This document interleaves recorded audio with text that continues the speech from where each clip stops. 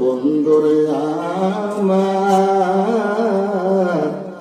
এই দুনিয়া কেউ থাকতে পারবে না। এই জন্য বলবো আল্লাহকে ভালোবাসতে হবে, আল্লাহ রাসূলকে ভালোবাসতে হবে, ওলি আল্লাহদেরকে ভালোবাসতে হবে।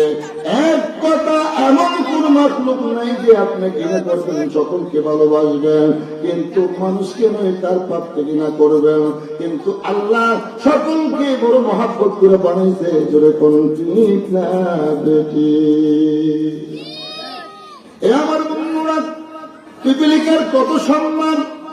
আল্লাহ সুবহানাহু ওয়া তাআলা ইকরার নামে কোরআন শরীফের মধ্যে সূরা নামল বানাইছে। ধরে কোন ঠিক কিনা? সূরা নামল পিপিলিকার সূরা, সূরা আনকাবুত মাকড়সার সূরা, সূরা ফিল হাতির সূরা। এরকম ভাবে তাদেরকে আমার আল্লাহ সম্মান দিয়েছে। ধরে কোন ঠিক না বেটি?